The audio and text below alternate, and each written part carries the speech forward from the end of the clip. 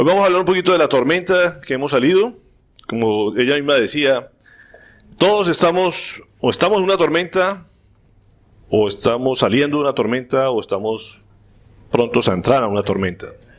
¿Cierto? Creo que nosotros en la vida se nos pasamos en alguna de esas etapas, o saliendo de la tormenta, o en medio de la tormenta, o próximos a entrar a una tormenta. Así que es importante que tengamos claro eso. Hay tormentas como esa, en parte por desobediencia. Creo que de las más recordadas en la Biblia fue la de Jonás, ¿se acuerdan? Jonás fue de los que estuvo en una gran tormenta, pero precisamente por desobediente. Esta también, a pesar de que Pablo les anunció que no debían zarpar, zarparon y se metieron en la tormenta, por desobedientes también y por malas decisiones que se toman en la vida. Esas son tormentas. Sin embargo, yo estoy convencido que de todos modos, a pesar de estar en las tormentas de desobediencia, Dios siempre tiene el control y siempre las utiliza para formarlas en una tormenta de dirección. Entonces, Dios toma siempre el control en medio de las tormentas. ¿Para qué? Para tener una dirección y tomar el control de nuestras vidas y llevarnos a donde Él quiera. Y quiero dejarles algunos tips que uno tiene que saber en medio de la tormenta y que todos lo pongamos en práctica. Primero, Dios sabe de la tormenta, ¿sabían eso? Dios no pierde control en medio de la tormenta. Dice el primer enunciado que tenemos que tener claro en nuestra mente y en nuestras vidas. ¿Estamos en medio de la tormenta? Dios sabe de esa tormenta, está al tanto de la tormenta y está con nosotros en la tormenta, ¿cierto? Así es. ¿Qué otra cosa debemos saber en medio de la tormenta? Que Dios es más grande que la tormenta. Que Él no ha perdido el control de la tormenta porque Él tiene dominio sobre esa situación que estés viviendo. Cuando estamos en medio del mar, en medio de la tribulación, en medio de la angustia, decimos, esto es más grande que cualquier cosa, y a veces le tenemos más miedo a la situación que estamos pasando, a la tormenta que estamos pasando, que a veces como que empequeñecemos a nuestro Dios. Y tenemos que tener claro que Dios es más grande que la tormenta. Y tercer punto que debemos saber es que Dios es soberano, ¿cierto? Si quiere llevarnos en medio de la tormenta, Él decide. Si quiere que atravesamos la tormenta y nos lleva a un puerto, como lo hizo esta vez con Pablo, también lo va a hacer. Si cambia la dirección de nuestras vidas, Él sabrá por qué lo hace. Y como le decía, él a veces son tormentas de dirección que nos cambian el rumbo de la vida. A veces queremos hacer unas cosas y nos aparece una situación, como le digo, a veces por un diagnóstico, por una muerte, por un problema económico, nos cambia la dirección que llevábamos y nos lleva a otros lados que nunca hemos sospechado. Este caso fue así. Pablo iba para un lado, termina en otro sin saber ni siquiera dónde estaban, que fue donde terminamos hace 8 días, ¿no es cierto? Llegaron a un punto en ese naufragio que no sabía ni siquiera dónde estaban. ¿Qué debemos hacer en medio de la tormenta? Como resumen del tema de la tormenta de hace 8 días. Primero que tenemos que tener fe en Dios. Es algo que no podemos olvidar nunca, como les decía, que Dios es más grande de la tormenta y que está en medio de la tormenta, pero tenemos que tener fe de que Él va a hacer su soberanía, ¿no es cierto? Esa es nuestra posición y nuestro trabajo es tener fe en Él. ¿Qué otra cosa debíamos hacer? Rendirnos a Él, como decía. Si hay que botar el timón, si hay que botar las velas, si hay que botar lo que sea, no podemos hacer nada para luchar a veces contra la tormenta. Simplemente es rendirnos y dejarle las cosas en manos de Él. Es una de las medidas que aprendimos de Pablo en este. ¿Qué otra lección era? No bajarse del barco, ¿cierto? Que es lo que a veces hacemos. Nos alejamos de la iglesia, nos alejamos de nuestro ministerio, nos alejamos de lo que Dios nos ha mandado a hacer, porque decimos ya Dios nos abandonó y nosotros tomamos decisiones a veces equivocadas, y una de esas decisiones equivocadas es bajarse uno del barco. Aquí aprendimos la vez pasada también que lo que no podíamos hacer era dejar el barco, ¿cierto? Tenemos que continuar ahí, porque si nos mandamos a hacer lo que todo el mundo hace, nos metemos al mundo, pues lo más seguro es que vayamos a fracasar. Y por último, tenemos que seguirle sirviéndole, entendiendo que somos instrumentos de Él para testimonio de Él, que fue lo que Pablo hizo en medio de la tormenta convocar a todos los marineros, a todos los que querían bajarse del barco, y darles de alimento, servirles como Dios le había mandado. Hasta ahí, ¿estamos claros? Que nos quedan de lecciones el resumen de... Entonces pasamos ya ahora sí al capítulo 28, el versículo 1, y nos dice así: una vez a salvo, nos enteramos de que la isla se llamaba Malta. Entonces, como les decía, ellos estaban casi que confiados de que, o presumiendo que estaban llegando a las costas del norte de África, donde podían haber grandes montañas de arena y que iban a encallar ahí. Ellos no sabían en ese momento exacto, estaba anocheciendo, ellos rogaban que amaneciera para saber dónde iban a llegar. Ellos llegan a tierra firme y dicen, bueno, ya llegamos a tierra firme, pero no tenemos ni idea de dónde estamos. Y en ese momento descubren que están en la isla de Malta. Está una isla del Mediterráneo, un lugar muy bello, de los sitios que vale la pena conocer en la vida. Pero algo particular de esta isla de Malta que me llamaba la atención. Lo que significa Malta es refugio. Y es interesante cómo Dios los lleva a darle refugio en medio de la tormenta. Dios siempre provee un sitio de refugio en medio de la tormenta. Y nos consuela en medio de la tormenta. Cuando uno sale de una tormenta, está pasando la situación, Dios siempre, como digo, no solamente nos busca el bote salvavidas, sino que nos da un lugar de tierra firme donde podemos descansar. ¿Para qué? Para prepararnos para otra tormenta. ¿Sí? Eso es lo que habitualmente pasa. No es para que se acaben las tormentas, seguramente vienen otras pruebas y vamos a ver ahorita qué pasa. Pero hay momentos de esos lugares de refugio que el Señor nos tiene preparado, y en este momento fueron a encallar a Malta, que quiere decir refugio. Y digo, qué curioso. No escogió cualquier isla del Mediterráneo, escogió esa, que traducía un lugar de refugio. Y vamos a ver lo que pasa aquí.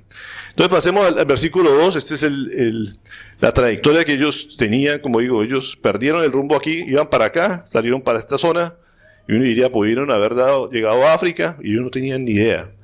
Pero las corrientes, el viento, y sobre todo la mano de Dios que estaba en control de las corrientes y el viento, los lleva aquí arriba a la isla de Malta. Ellos tenían que llegar acá, pero ellos ya habían perdido el control completamente del barco, y los lleva a Malta. Esta es la isla de Malta.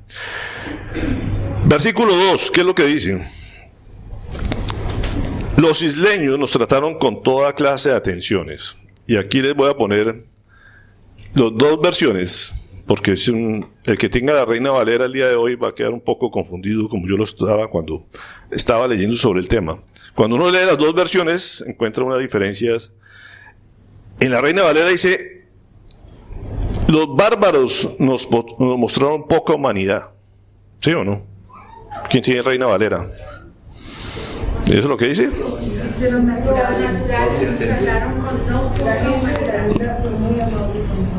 ¿Cuál? ¿Esa no es Reina Valera? No. Por eso. Esa es otra traducción, pero la Reina Valera lo que dice es: los bárbaros nos mostraron, ¿qué? No poca humanidad. Y cuando uno lee, los naturales nos trataron con no poca humanidad. Porque precisamente cuando uno oye el término bárbaros, ¿qué se imagina? Gente bárbara, gente violenta. Y cuando le dicen no poca humanidad, pues uno dice, no, pues los recibieron a pedradas, ¿no es cierto? Pero lo que traduce es completamente diferente. La traducción exacta, precisamente, bárbaro le decían a todo el que no era griego ni romano, que era gente nativa de ciertas islas independientes, y estos eran así, nativos de esas islas, eran isleños, ¿no es cierto? Y a eso le llamaban bárbaros. En el momento actual uno tiene el concepto de bárbaro, otra persona, como digo, agresiva. Entonces, esa es la ventaja de estas nuevas traducciones que nos llevan a un lenguaje contemporáneo que lo podemos entender. Y cuando dice no poca humanidad, me llamaba la atención eso. Cuando dice no poca humanidad, uno dice, no, pues, como que nos recibieron mal, ¿no es cierto? ¿O no? Sí, no poca humanidad, con doble negación, poca humanidad. No poca humanidad. Es confuso precisamente porque uno dice, precisamente lo que está diciendo al final y al cabo, humanamente a veces no es lo normal ser amable. ¿Sí? O mal entiendo yo. Porque precisamente uno dice, no poca humanidad, como digo, es un hábito poco común entre los humanos, ser amables. Cuando uno lo que espera es precisamente algo de hospitalidad y eso. Pero lo humano, lo habitual es que el ser humano no sea tan amable. Y cuando dice no poca humanidad, precisamente, se refiere a que ellos precisamente fueron, contrario a lo que hacen los humanos, siendo muy amables con estas personas que le dieron toda clase de atenciones, dice la nueva versión internacional, ¿no es cierto? Entonces, esta gente llega a un sitio, como digo, de refugio. La gente en esta isla les presentó agrado que esta gente llegara. 276 personas que lleguen a una isla, no sé qué población podía tener, pero seguramente no era mucha, pero recibir 276 personas de un naufragio que han aguantado 15 días, ¿no es cierto?, de hambre, en malas condiciones, sin alimento, sin nada. Y esta gente, como les decía, estamos en época de invierno, muertos de frío. A veces se nos olvida que ellos en medio del mar lo que estaban era aguantando frío. Y llegan y esta gente les enciende una fogata, dice, encendieron una fogata y nos invitaron a acercarnos porque estaba lloviendo y hacía frío.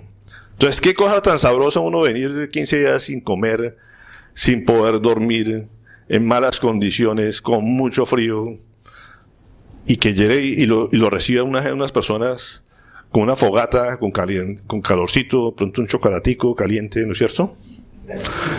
Eso fue lo que hizo la gente de Malta. ¡Qué delicia! Y eso me acordaba lo que el Señor hace con nosotros. Y mire en Juan 21:9, él mismo lo hizo en práctica, recordaba este pasaje. Juan 21:9. Dice, al desembarcar, vieron unas brasas con un pescado encima y un pan. ¿Se acuerdan de esa escena? ¿Quiénes estaban desembarcando? Los discípulos, que habían dejado, después de la muerte del Señor, se fueron a pescar nuevamente y no habían pescado nada toda la noche, como lo que sucede cuando uno no toma en cuenta al Señor y no mete en la barca al Señor. Todo nuestro trabajo es infructuoso y es muy pesado. Y eso es lo que pasaba con los discípulos cuando se habían dejado otra vez al Señor. Dijeron, ese ya se murió, ese nos abandonó, nos dejó tirados. Y luchan toda la noche con sus propias fuerzas y no pescan nada. Y de pronto en la playa ven a un hombre y que los estaba esperando, ¿con qué? Con las brasas, pescado encima, un pescado asado y un pan. Y los invita, o sea, los habla con ellos, les dice, echen las redes a la derecha, y ellos entienden que es el Señor Jesús y se botan. Mira lo que Jesús hace. Y eso es lo que hace en nuestras vidas. No podemos olvidar en medio de la tormenta de eso. Cuando estamos apaleados, cuando estamos tumbados, el Señor siempre tiene ese lugar de aliento, ese lugar donde nos espera no con el fuego del infierno, sino con el fuego de ese calorcito, ¿cierto? Sabroso. ¿Para qué? Para darnos consuelo y refugio. Eso lo debemos tener bien claro y anhelar ese momento de encontrar con Él. Y aquí pasa una escena bien importante con Pablo. Pablo, en medio de esta situación donde lo reciben con calorcito, se pone a recoger, dice, un montón de leña. Y le estaba echando, el versículo 3, ¿no? Recogió leña y estaba echando al fuego.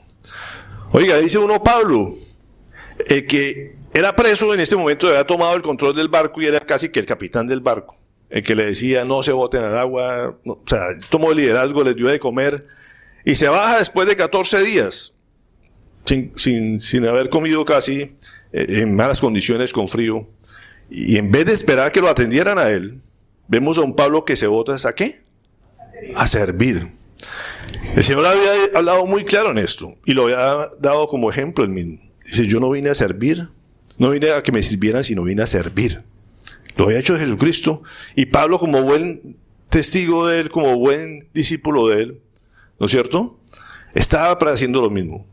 En vez de esperar que la gente, los nativos o los compañeros o los 275 con los que él viajaba, que se habían salvado por él, iría uno a esperar, oye, Pablo, muchas gracias, nos trajiste a tierra firme, ¿no es cierto?, nos mantuviste en el barco, déjate atender.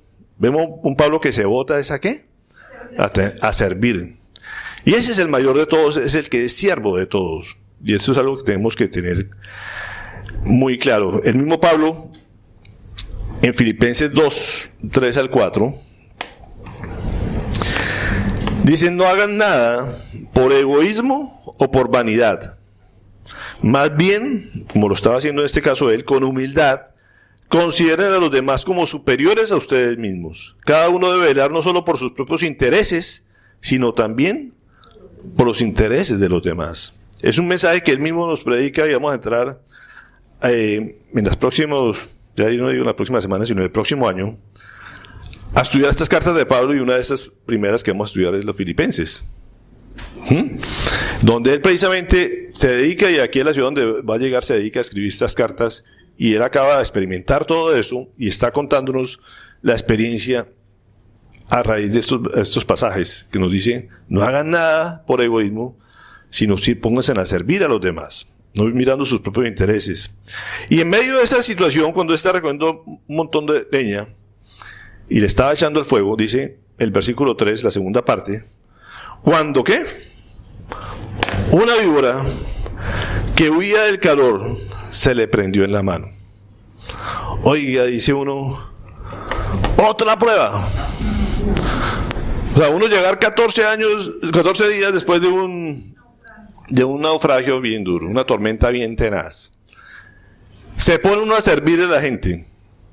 Y por ponerse a recoger leña, por ayudar a los otros que tenían frío, se gana una picada, una mordida. Pues no puedo decir, aquí no se especifica que se mordió, pero pues da a entender que se le prendió en la mano, ¿no es cierto?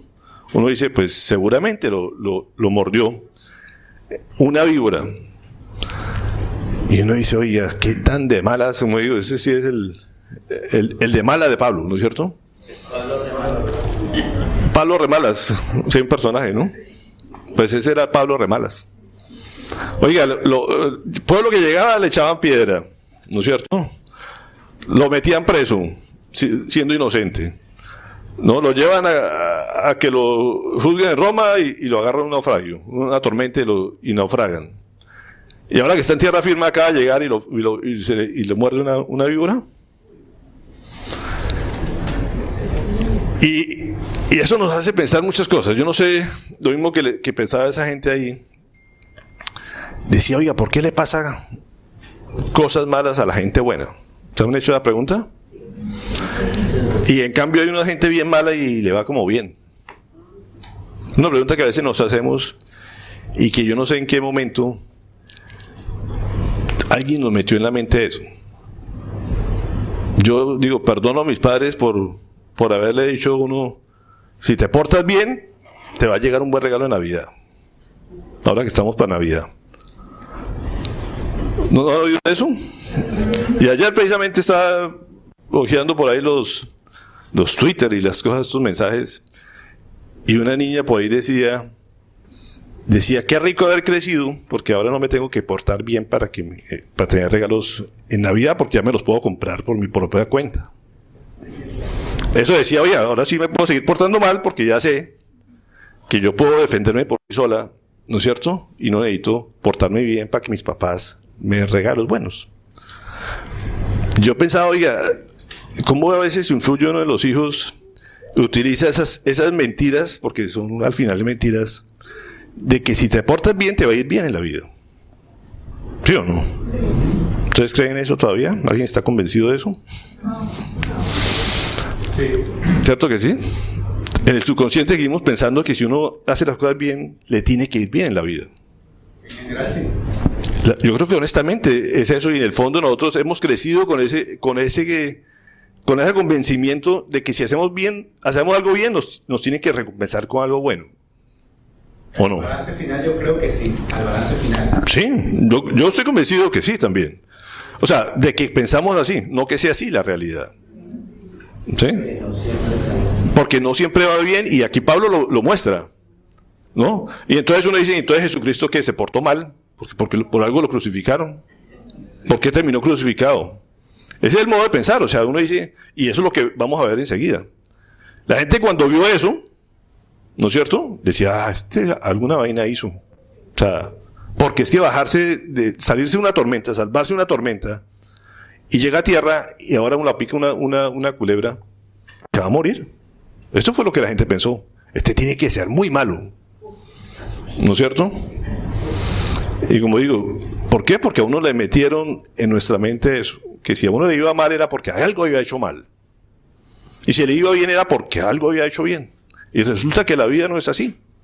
Hay gente que se porta muy bien y le va mal, ¿no es cierto? Pero vamos a mirar el balance de esto, lo que muestra el mismo Pablo. Porque dice uno, ¿por qué a la gente buena le va mal? ¿Y por qué a la gente mala le va a veces bien? Entonces mire lo que dice Romanos 8:28. Ahora bien, mire lo que dice, aquí nos da el balance. Sabemos que Dios dispone de todas las cosas para el bien de quienes lo aman, los que han sido llamados de acuerdo con su propósito. Está haciendo todas las cosas, no todas las cosas buenas o todas las cosas malas. Dice todas las cosas. Que no las entendamos nosotros cómo van a ser para que sean buenas, eso no es problema de nosotros. Pero es una promesa de Dios. Dice todas las cosas que Dios dispone que nos pasen, aparentemente que lo que consideramos malo, son buenas para nuestras vidas. Y Dios tiene un propósito con eso. Así tú no lo entiendas. Esa es la diferencia. No estamos exentos que nos pasen cosas malas. Todo lo contrario.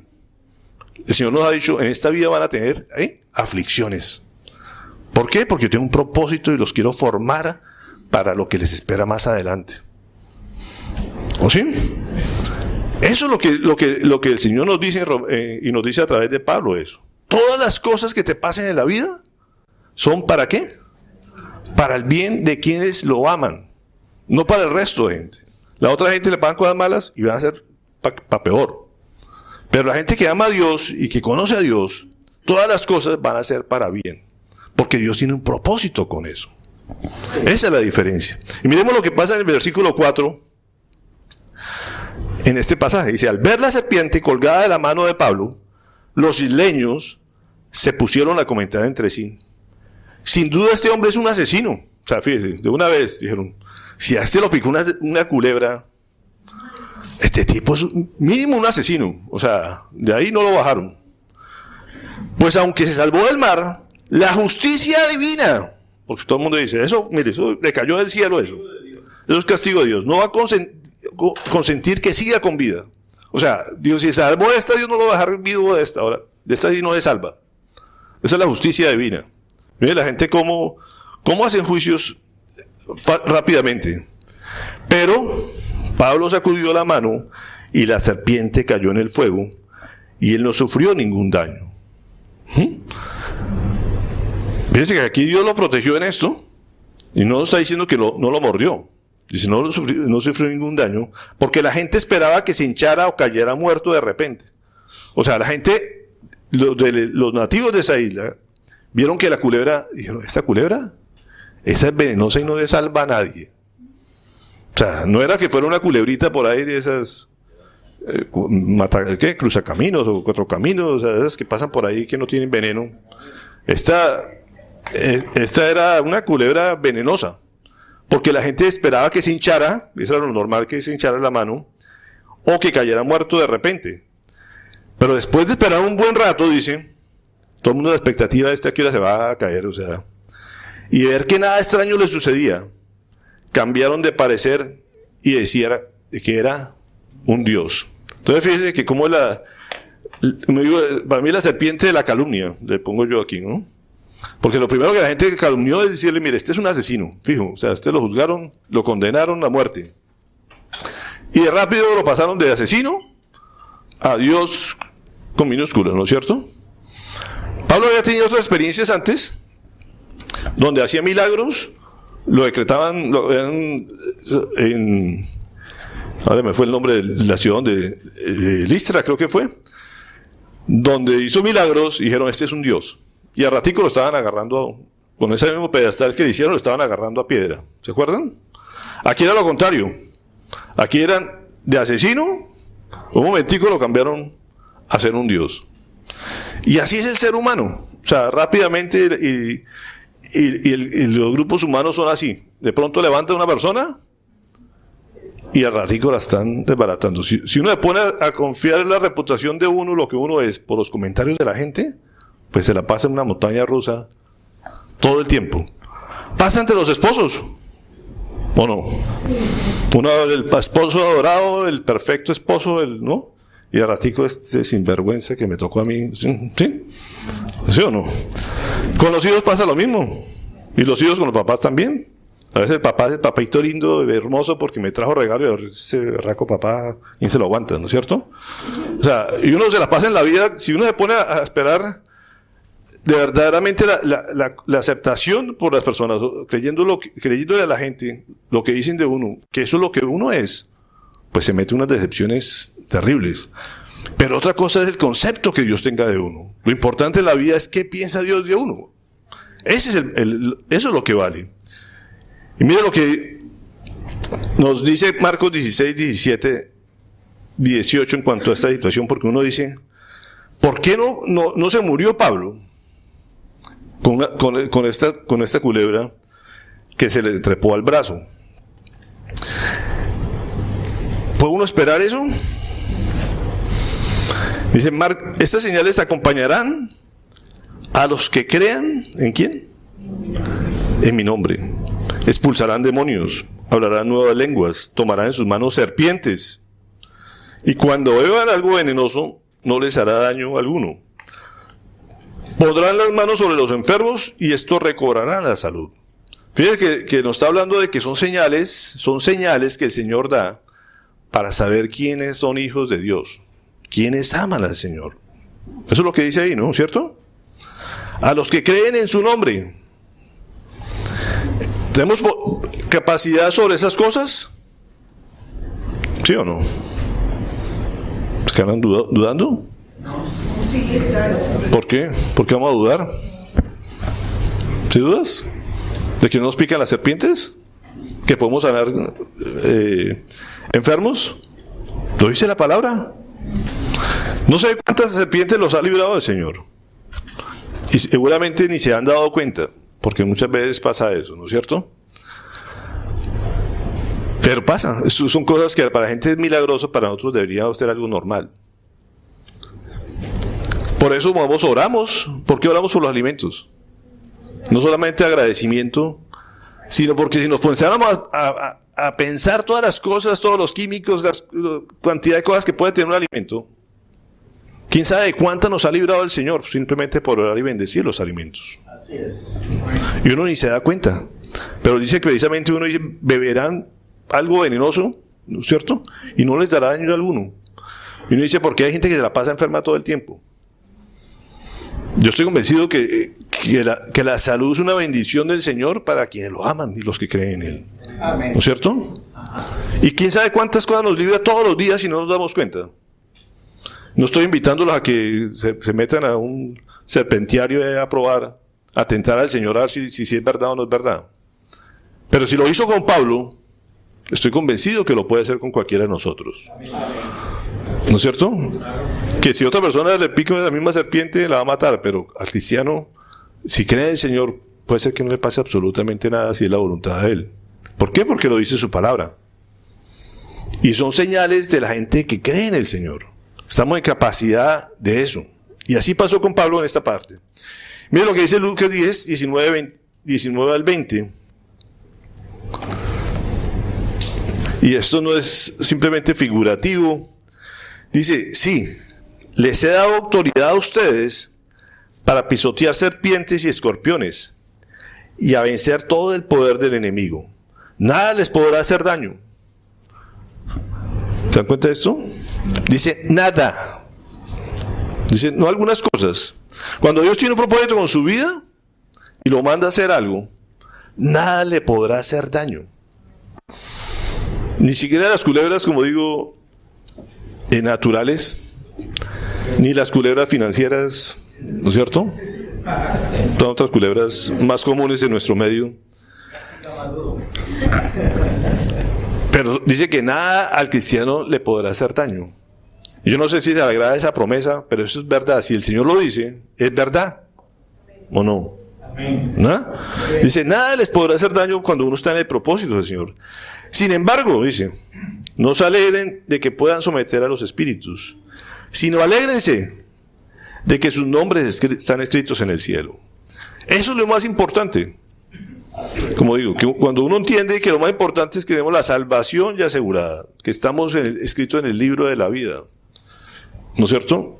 Que así nos pase algo aquí en la tierra, nos vamos a ver a un lugar mejor. Así es. Dice, alégrense de eso. Eso es lo que el Señor nos dice. Aquí vamos a tener tribulaciones momentáneas, pasajeras. Pero dice, alégrense porque ustedes están escritos en el libro de la vida. Bueno, digo, lo importante es la opinión que el Señor tenga de nosotros. Eso es lo importante, no la que la gente tenga. ¿Estamos hasta ahí convencidos? Sí. Y que nada nos va a hacer daño en esta vida siempre y cuando estemos en el propósito de Él. Como les decía Pablo, si ustedes se bajan del barco, se van a morir. Y va a hacer que los demás mueran también. Yo me voy a salvar. Porque eso es lo que Pablo les decía en el barco. ¿Sí se acuerdan hace 8 días? Les hablaba de eso. Porque decía, ustedes, si alguien se baja del barco, van a morir todos ustedes. No decía, nos vamos a morir todos nosotros.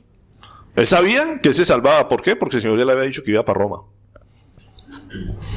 Entonces, aquí se puede romper este barco, pero yo no sé cómo va a ser el Señor. Va a utilizar también una ballena. No sé cómo le ocurre, como lo dijo con Jonás. Pero a mí me lleva a Roma. Esa es la seguridad que debe tener el creyente cuando sabe cuál es la misión en su vida. Entonces, hasta aquí, la gente quedó aterrada. Dijo, ¿por qué a este tipo no le pasa nada? Debe ser un Dios. Seguramente por eso lo recibió este personaje Publio. Versículo 7, ¿estamos ahí todos? Cerca de allí había una finca que pertenecía a Publio, el funcionario principal de la isla. El funcionario principal de la isla quiere decir que esta isla era parte del Imperio Romano, era gobernada por el Imperio Romano, este hombre seguramente era romano, y era el que mandaba en la isla. Y Dios utiliza a Publio también, y dice, este nos recibió en su casa con amabilidad y nos hospedó durante 3 días. Oiga, ¿qué funcionario público hace eso en la actualidad? Pocas personas, en realidad uno lo invitan 3 días a su casa, ¿no es cierto? Y más estos náufragos que venían pero algo hizo él, de pronto ver lo que se había salvado, dijo, este tipo tiene que tener algo especial. No dice a cuánto recibió, no creo que a los 275 que llegaron ahí, pero a Pablo lo recibió en la casa principal. Mire lo que Dios tenía preparado para Pablo, que se fuera a descansar 3 días a donde el funcionario principal de la isla. Fue generoso este hombre. Algo que me encantó precisamente de esa isla y algo que no se nos olvida, precisamente tuvimos la oportunidad de estar ahí. Poca gente habla inglés, habla el maltés, es lo que ahora no habla ni siquiera griego, ni otros lenguajes, no hay mucha gente que hable idiomas extranjeros. Y tuvimos la oportunidad de estar ahí y queríamos buscar un taxi alejado del muelle, porque los del muelle siempre son muy caros, pero pues no sabíamos cómo preguntar. Y en eso vimos pasar una señora muy elegante en la calle. Un hijo se atrevió a hablarle a ella en inglés y nos contestó en inglés. Y dijimos, pues encontramos a una que el Señor nos puso ahí. Y le preguntamos que dónde podemos tomar un taxi. Y esta señora, algo que nos dejó marcado es que no nos dijo dónde estaba el taxi, dónde podíamos conseguir un taxi barato, sino que tomó la molestia de llevarnos hasta allá. O sea, y uno veía que nos iba llevando por entre la ciudad de Malta, entre el pueblo de Malta, y la gente, todo el mundo se saludaba con una... Me decía, oye, ¿será esta la gobernadora, la alcaldesa de la ciudad? Porque todo el mundo la saludaba y decía, oye, la gente de aquí es muy amable. Pues tomarse el trabajo, como digo, no solamente... Y nos decía que había sido o era esposa de un funcionario diplomático y que le había tocado ir a otros países y por eso sabía inglés. Pero ella cambió de rumbo para donde iba, para llevarnos a nosotros a donde queríamos ir, donde teníamos que ir. Y uno le marcan esas situaciones cuando dice, oiga, esa persona se tomó la molestia, no solamente darnos una indicación, sino de llevarnos hasta, cambiar su rumbo y llevarnos hasta allá. Y eso es gente amable. Y la generosidad de esta persona, dedicarnos el tiempo siempre, hemos dicho, el generoso siempre es recompensado. ¿No es cierto? El jueves que nos reuníamos los hombres, ahora hablábamos de la diligencia. Que el Señor promete que siempre va a haber bendición para los diligentes. Y no dice los diligentes cristianos. ¿No es cierto? La gente diligente, haga lo que haga, si es diligente y le mete todo el esfuerzo y todas las ganas, le va a ir bien en la vida. Eso sí es una ley del Señor. El diligente dice le va a ir bien en la vida. Vemos, no importa si es cristiano o no es cristiano. No importa si es honesto o es deshonesto. Curiosamente, dice al diligente le va a ir bien en la vida. Uno ve gente, como digo, ha habido en nuestro país tantos narcotraficantes, pero han sido diligentes en su trabajo. Y uno dice, han sido prosperados en eso. ¿O no? Así es. Y hay muchos cristianos flojos, ¿no es cierto?, que no toman la molestia de ayudar a nadie. Y por eso les va mal. Y uno dice, entonces ¿por qué ser cristiano le tiene que ir bien? No, Señor. Dios dice que en las palabras que al diligente le va bien. Que dice, no le cuesta quitarse del rumbo para donde va para perder un rato de tiempo y llevar a otras personas a donde lo necesita. Y este hombre, como digo, fue recompensado por esa diligencia que tuvo, por esa generosidad que tuvo al invitar a Pablo a su casa 3 días. ¿Cierto? ¿Sí o no? ¿Cómo lo recompensó el Señor? Ahorita vamos a ver. Pero mire lo que la promesa que dice el Señor en Mateo 10:42. ¿Quién me trajo el agua hoy? ¿A mí yo? ¿Quién fue? ¿Quién? ¿Quién trajo la agüita hoy? ¿Quién? Ya ni me acuerdo. Yo no sé quién me la trajo. Aquí está muy bien. Está calladito ahí. Pues fíjate lo que le espera el Señor. Dice, ¿y quién humildemente se queda callado? No, bueno, está bien, muy bien eso. ¿Y quien dé siquiera un vaso de agua fresca a uno de estos pequeños, por tratarse de uno de mis discípulos, les aseguro que no perderá su recompensa? Fíjate que lo que dice el Señor. Puede ser que yo no me dé cuenta a veces ni quién me trae el agua, pero ¿quién recompensa? Dios. Dentro de 8 días todo el mundo aquí haciendo cola para traerme el agua.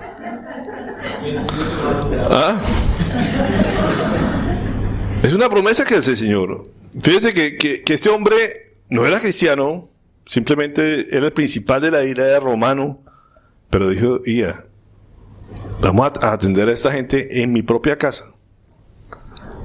Y fue recompensado. ¿Cómo fue recompensado? Dice en el versículo 8, el padre de Publio estaba en cama, enfermo, con fiebre y disentería.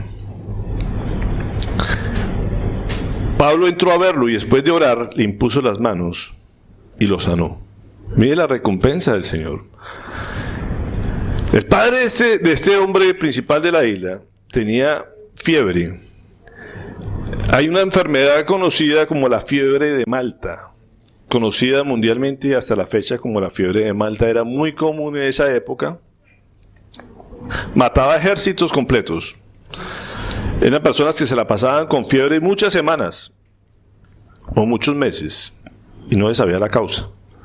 Hasta hace poco se supo que es una brucela, un tipo de parásito que se transporta de la leche de cabra, sobre todo, que es muy habitual en estas regiones. Y la transmiten diferentes animales. También la leche de vaca y muchos animales pueden transmitir esta enfermedad y es conocida como la fiebre de Malta. Y además tenía una diarrea que es con sangre. Imagínense una persona cuántos meses llevaba seguramente postrada en cama. No había enfermedad, es más, hasta la fecha casi no hay antibiótico que pueda con esta brucela. O sea, para que quede claro que no era cuestión médica. Estaba hablando Lucas, acuérdense, Lucas era médico. Y Lucas no lo trató a él. ¿Sí? ¿Quién lo trató a él? Dios a través de Pablo. Dios puso las manos y lo sanó. ¿Por qué? Porque atendió a uno de sus discípulos. O sea, el hombre fue generoso, fue bondadoso con recibir a ellos en su casa y lo recompensó a este hombre a través de darle la salud a su padre.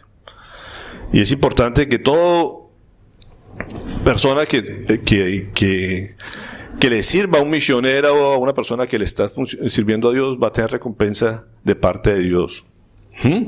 Eso para animarlos a ser hospitalarios, a trabajar por la obra, así sea ayudando a otros que la obra de Cristo.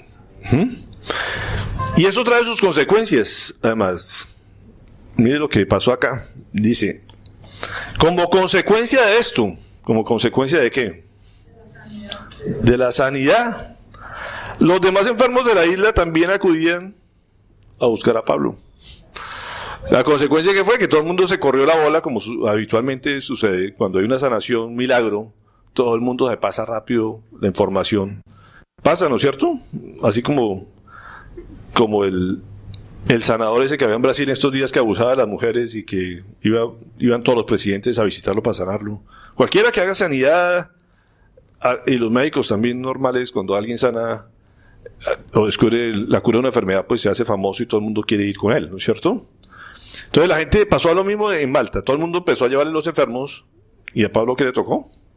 Ponerse a orar por la gente y la gente se sanaba. Entonces, eso lo hizo muy popular a Pablo. Todo el mundo, ahora ya no era el asesino Pablo, sino el curador Pablo. ¿Se dan cuenta? Agarró fama y muchos pensaban que era, como digo, hasta Dios. Y Dios utilizó esto, porque acuérdense, esta gente llegó sin provisiones.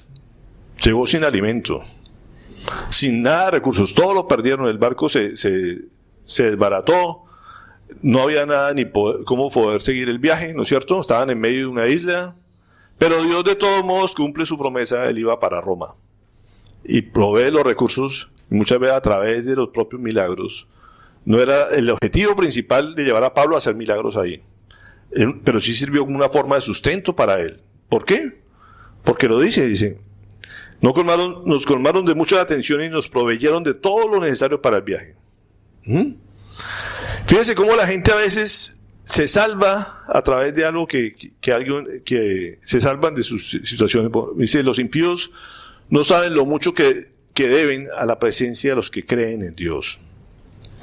Cuando hay alguien que cree en Dios, como en este caso, Publio sirvió a un hombre de Dios, creyó en él y fue sanado, pero mucha gente alrededor fue sanada. No dice que todos creyeron en él. ¿Se dan cuenta? Uno ve a través de la historia de los pasajes bíblicos que mucha gente se benefició porque había un cristiano. Sodoma se mantuvo con vida mientras Lot estaba ahí. Cuando Lot salió, vino la destrucción, ¿no es cierto? Con Noé fue igual. Cuando Noé estaba en tierra, Dios dijo, voy a salvar a Noé. Y salvó a toda la humanidad mientras estuvo ahí. Cuando se entró a la barca y llegó la hora y cerraron la puerta, pues todo el mundo se... ¿Cuántas cosas Dios puede salvar a Cartagena por la iglesia cristiana que hay en Cartagena? La gente no lo tiene ni idea. ¿No es cierto? O cuántas cosas no dejan de suceder en su cuadra porque Dios lo protege a usted por algo.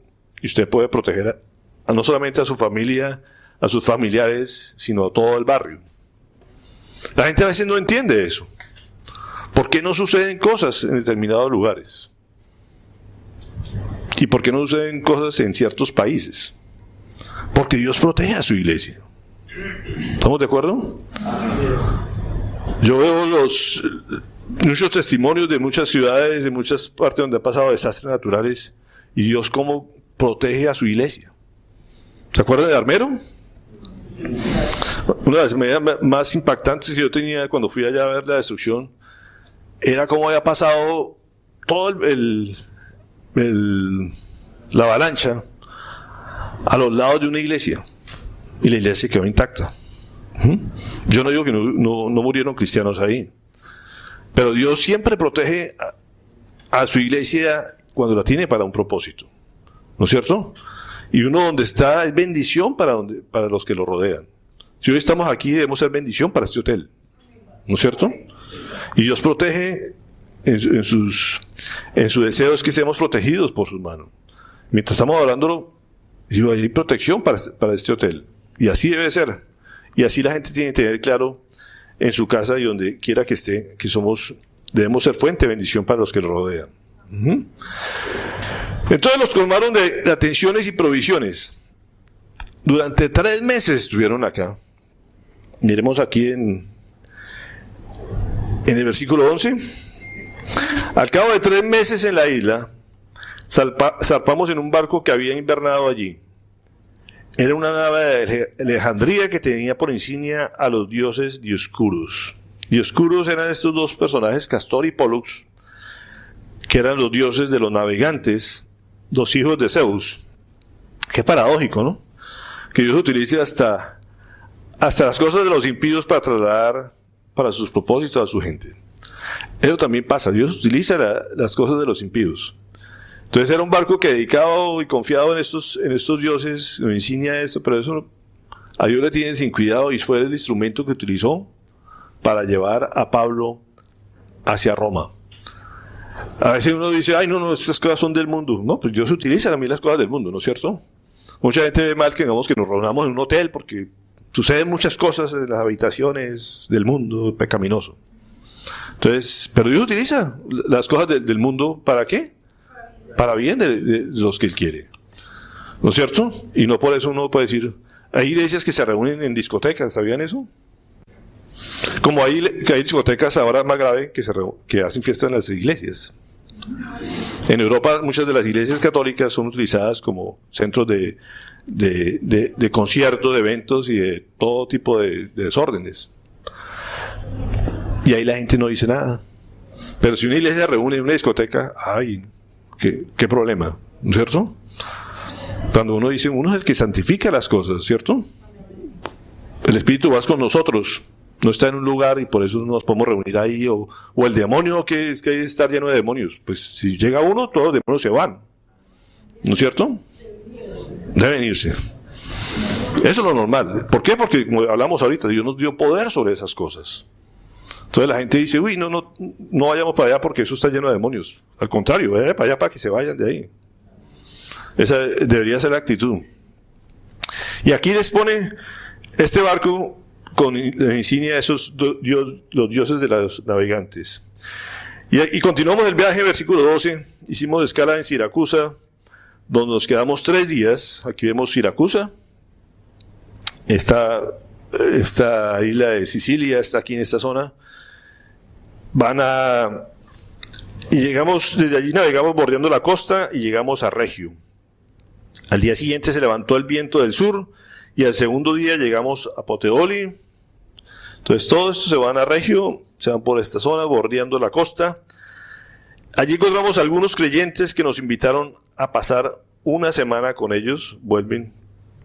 Acuérdense que siempre la situación que vamos, acuérdense que el barco, van soldados, van navegantes y van una cantidad de presos. Pero fíjense que aquí de donde iban, los recibían, hasta aquí nadie nos dice que ha escapado. Continuaron todos juntos el viaje, iban los presos también. Nos invitaron a pasar una semana con ellos y por fin llegamos a Roma. Los hermanos de Roma, habiéndose enterado de nuestra situación, salieron hasta el foro de Apio y 3 tabernas a recibirnos. No quiere decir que se hayan ido a 3 tabernas a tomar ni nada de eso, se llama así el sitio. Entonces, esta gente de Roma se adelantó a recibirlos. ¿Cómo se enteraron? Los chismes corren muy rápido, ¿no es cierto? Entonces, siempre ha habido chismes. Y aquí lo reciben, la gente está emocionada. ¿Por qué? Pablo ya les había escrito la epístola de los romanos, las cartas de los romanos. Ese libro tan especial que nosotros tenemos en nuestra Biblia son las cartas que él ya les enviaba a los romanos. Por eso la gente ya conocía de Pablo. ¿Cuántas preguntas tendrían sobre lo que él había escrito? Muchísimas, ¿no es cierto? Como tendremos nosotros también cuando entremos a estudiar la epístola de los romanos. Y la gente salió a esperar a Pablo antes de que llegara. Hasta aquí paramos y vemos algo especial con Pablo también. ¿Qué pasó con En el versículo 16, ¿alguien me colabora? Cuando llegamos a Roma, el centurión entregó los presos al prefecto militar, pero a Pablo se le permitió vivir aparte, con un soldado que lo encontrase. Bueno, entonces fíjense que aquí llegan al sitio donde tenían que estar, él no deja de ser preso, le da un trato especial. ¿Por qué? Porque había mostrado testimonio de lo que él era, de lo que verdaderamente había hecho. El mismo centurión había sido salvado por él, tiene un trato especial con él. Pero aquí vemos una actitud bien importante de Pablo. Pablo llega acá, se emociona, como nos emociona ver cada vez que nos reunimos con hermanos, ¿no es cierto? Cuando uno viene a otro lugar, espero que así sean muy bien recibidos las personas que nos visitan después de tanto tiempo de no vernos. Qué rico es poder llegar a otro lugar y encontrar hermanos en la fe. Y estos días hablábamos precisamente cuando uno es la familia espiritual, la siente uno más cercana que la familia de carne. Nosotros volvemos una familia, ¿no es cierto? Mucha gente que no es de la familia nos está viendo. Nosotros estamos rodeados de gente que nos está viendo, como decía con Pablo cuando llegó a Malta. ¿Estos quiénes son? ¿No es cierto? Y Pablo lo vio como una oportunidad de testificar de Dios. ¿Qué pudo haber hecho Pablo durante 3 meses para que lo mantuviera y no lo dejaran ir? Pues hablar del Señor. Es lo que él hacía. Aprovechó la oportunidad y dijo, si Dios me trajo a Malta, debe ser para que hable con él. 3 meses estuvo ahí compartiendo la palabra. Y tanto así que la gente les proveyó todo lo que necesitaban para continuar el viaje. Eso no lo hacen con cualquiera. La gente los despidió seguramente amándolos, ¿cierto? Con la esperanza de seguramente volverlos a ver sin saber que nunca más lo iban a volver a ver. Pero la gente seguramente les dio todo eso porque los amaba. La gente estaba pendiente de ellos. Pero qué rico llegar a un sitio y uno dice, oiga, hay una comunidad en el mundo entero, como nos pasa en nuestros días, donde lleguemos a cualquier parte del mundo encontramos cristianos. Y qué rico uno llegar a sitios desconocidos y encontrar que tiene familia allá, ¿no es cierto? Es una bendición. Pero que Dios también está allá. Que Dios está en todas partes del mundo. Y que su Hijo resucitado también está porque está vivo ahí, haciendo la obra de él a través del Espíritu Santo. O sea, la Trinidad está en todas partes. No solamente aquí en Cartagena, o no solamente en otras regiones del país. Está en todas partes del Señor, ¿cierto? En Barranca está el Señor, también está en Barranca. Llegan aquí, también encuentran al Señor acá. Es un privilegio que nosotros tenemos como familia cristiana. Pero debemos ser testimonio donde quiera que vayamos. Dios espera que hagamos lo que debemos hacer, porque hay mucha gente que nos está mirando. ¿Qué hacemos? ¿Cómo nos comportamos nosotros en medio de las tormentas, después de salir de las tormentas o antes de las tormentas? Es una pregunta que les dejo a todos. ¿Saben que viene una tormenta? ¿No? Te aseguro que viene una tormenta. Si no está en una tormenta, viene una tormenta. ¿Usted cuál es su actitud ante la tormenta? Tiene que estar confiado, tranquilo. La gente vive temerosa, ay, que pronto nos viene un huracán, una tormenta. Pues tranquilo, usted orándole y dele gracias a Dios porque viene un huracán. ¿O no? ¿Por qué? Porque Dios está en control de ese huracán, de esa tormenta. ¿No es cierto? Y la gente está confiada y dice, si estoy muerto de susto, me dice, ¿qué Dios tiene? ¿De qué Dios habla si vive muerto de susto, esperando la tormenta? La gente se la pasa esperando a ver qué viene el día de mañana. Que la crisis económica, que el dólar, que el desempleo, y viven temerosos de lo que va a pasar el día de mañana. Y si están en medio de la crisis, desesperanzados, aquí ya me llegó el que me trajo, o sea, aquí no me salgo de esta, ¿o no? Y la gente está diciendo, ¿este es cristiano? Es decir, mire, ese no tiene esperanza, ¿para qué me le junto si está peor que yo? ¿Sí? Y si salió de la tormenta y dice, de la que me salvé por mi propio esfuerzo y por mi propia barraquera y sí, yo fui el que hice la obra y no. O al contrario, renegando, el Señor, ¿para qué me dejó pasar por esa? O sea, esa es la actitud que habitualmente pasa. En cambio vemos a un Pablo que está, ¿qué? En agradecimiento. Es cuando dice, lo recibe esta gente, se pone a darle gracias a Dios por lo que le ha permitido pasar, por la tormenta, por el naufragio, por estar preso, ¿no es cierto? Por la culebra. Esa es la actitud del cristiano, es agradecer de que sabía que en medio de todo estaba la mano del Señor en medio de ellos. ¿Sí? Lo llevo a Filipenses 3, 17, 18. Como le digo, es antesala de lo que vamos a ver el próximo año, estudiando las cartas. Pablo dio gracias y dio, ¿y qué? Y cobró ánimo. Esa fue la actitud de Pablo.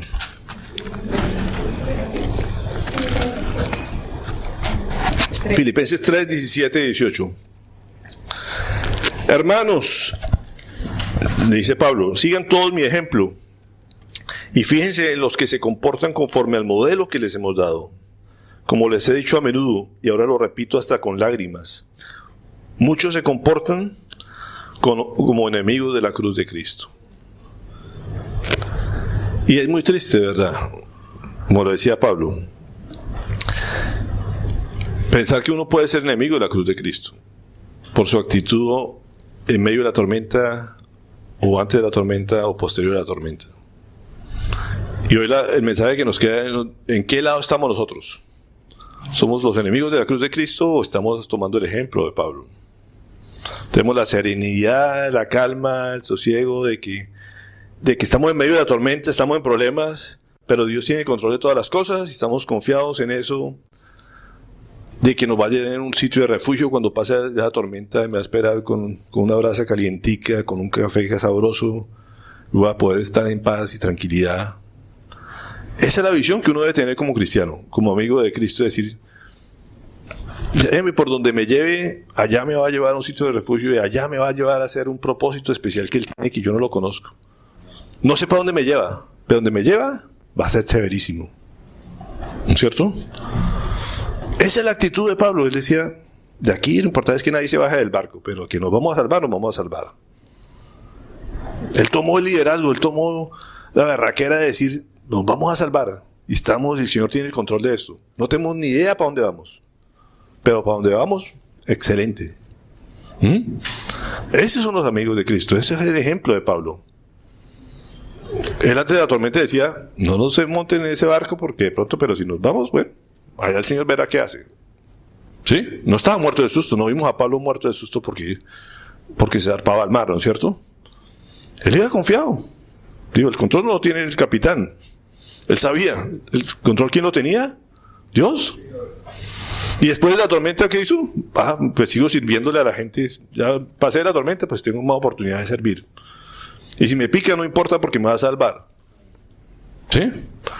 Y lo que debo hacer es ¿qué? Ser agradecido y gozarme con los hermanos que Dios me ponga en el camino y gozarme la vida. Y estar agradeciendo al Señor por todo lo que ha permitido. Esa es la actitud de Pablo. Eso es lo que nos muestra quiénes son los amigos de la cruz. ¿Sí? Y el Pablo nos dice, me duele hasta las lágrimas ver que muchos son enemigos de la cruz, que la pasan es confiando en otras cosas, apesadumbrados en otras cosas, desesperados, abatidos, ¿no es cierto? O desagradecidos. Esos son los enemigos de la cruz. La pregunta es, ¿somos amigos o enemigos de la cruz? ¿Valió la pena la obra que Dios hizo por nosotros? ¿O seguimos pensando como el resto del mundo? Ahí les dejo para que piensen.